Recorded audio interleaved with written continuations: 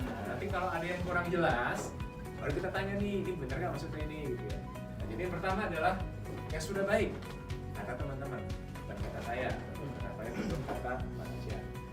Pertama adalah sudah dokumentasi. Maksudnya apa? Proses sudah berjalan, punya akses VPN sendiri, semakin tertib requirement-nya, dan dokumentasi requirement sudah baik. Dulu itu berarti kita nanti summary-nya akan pertama tuh kita bakal jalanin sprint planning dulu untuk bahas journey dan backlog. Jadi semuanya paham sebenarnya tujuannya mau kemana nih yang kita develop ini. Terus yang kedua perlu waktu khusus untuk code review bagi developer ini yang buat itu ya passing kerjaan kalau biar nggak itu ya, biar nggak ada biar satu pemahaman soal kodenya.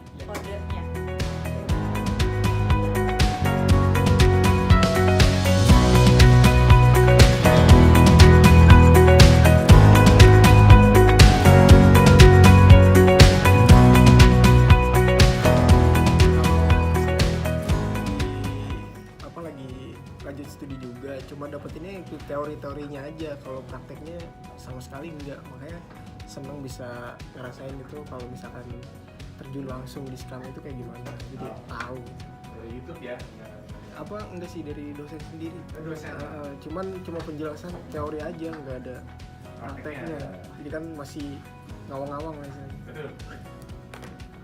Jadi memang mesti diwaspadai sih pada saat kita belajar. Itu kan kalau main waktu itu sebelum Agustus kan, sama Scrum-nya itu mulai Agustus. Nah itu dari tim developer itu kerasa banget, menurut saya kerasa banget. Yang pertama itu kita yang dadakan berkurang pasti. Jadi kita kerjanya itu bisa lebih enak. Kita sebagai developer itu kerjanya lebih enak karena bisa fokus, bisa lebih teratur kayak gitu sih. Dibandingkan yang dulu itu kayak militasinya kita tetap cuma kan dulu itu gila-gilaan lah. Kita nggak bisa ngomong lembur karena setiap hari ya kayak gitu, malam gitu biasa, weekend juga udah biasa. Tapi alhamdulillah setelah Scrum kita sudah mulai disiplin, hal itu sudah jauh berkurang, dan itu kita jauh lebih baik lah sekarang. Kita sebagai developer jauh lebih baik. Tektokan ke usernya itu lebih enak sebenarnya, kayak deal-dealannya. Terus ke developernya juga mungkin aku juga kurang tahu kalau dulu kayak gitu juga apa enggak, cuman jadi ada guideline-nya lah untuk developernya. Dan beberapa developer juga ada yang ngasih masukan sih ke aku, misalnya backlognya jangan kayak gini, menurut gue bagusnya gini segala macam. Jadi kayak tambah insight ke aku juga, oh iya kayaknya bagusnya gini segala macam. Banyak kasih masukan ke aku juga, cuman mungkin itu kayak harus disuruh baca dulu baru kayak ya gue mau ngasih masukan gitu. Jadi mungkin, tapi kalau ada sprint planning mungkin jadi lebih enak sih sebenarnya, jadi lebih real. Misalnya berapa lama, oke, jadi kita deliver ke usernya, karena kan user juga pengennya cepet, semua cepet kan, jadi ya bisa lebih real, nggak terlalu lama tapi nggak terlalu cepet juga, sedang lah kayak gitu. Paling udah itu aja sih. Saya udah melalui beberapa tahun ya menghandle project. Kita dulu pakai sistemnya waterfall ya, jadi begitu ada request baru ya kita harus review lagi dari awal gitu kan, kita harus bikin adjustment di requirement, dan itu benar-benar memakan waktu dan tidak efisien. Dengan ada Scrum ini saya merasa ada sesuatu yang salah dulu yang kita lakukan dan dibenarkan di Scrum di sini. Jadi bagaimana kita harus menata project itu, bagaimana kita menata apa yang harus kita lakukan dengan baik. Terbukti kita bisa bekerja lebih efisien dari sisi programmer.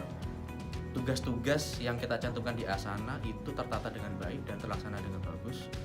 Dan saya melihat lembur-lembur juga pasti berkurang. Hampir jarang sekali ada lembur. Jadi teman-teman bisa pulang telat waktu ya jam 5 atau jam 4 itu udah enak lah gitu.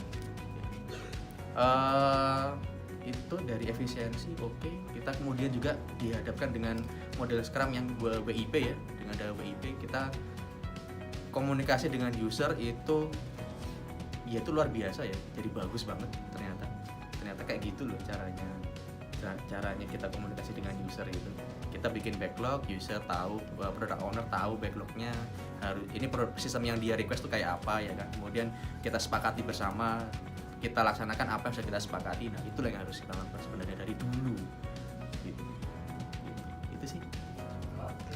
Terus nih bagi teman-teman gimana rasanya tadi ngikutin retrospektif untuk depannya? Kalau menurut gua sih enak banget karena di retrospektif itu kita jadi kayak ngeluarin unek-unek kita, jadi apa sih yang dibutuhin di tim kita biar jadi lebih baik gitu, jadi kekurangannya apa, terus kebutuhannya apa, toolsnya apa, jadi ada ajang sesi curhat juga butuhnya apa gimana gitu. Ya kalau dari gue sih gimana ya, mungkin karena pengalaman pertama kali jadi hal yang barusan dilakuin itu seru banget. Kita bisa mengapresiasi tim kita, pencapaian sebelumnya tuh udah sejauh mana, kemudian problem-problem yang kita hadapi tuh ternyata banyak dan perlu diimprove itu. Jadi baik banget buat kita pribadi dan juga sebagai tim untuk kedepannya lebih baik lagi gitu. Itu aja sih kalau dari gue. Ya udah, mungkin itu dari teman-teman ya, untuk kedepannya jadi maunya lebih baik lagi gitu. Ya. Ya, thank you.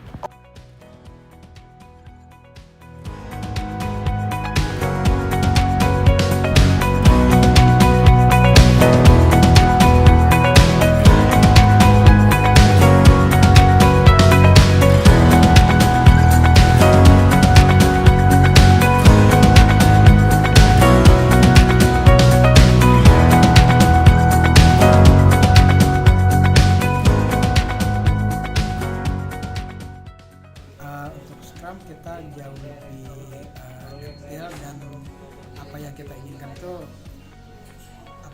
langsung ke langsung sesuai dengan apa yang kita mau lah gitu.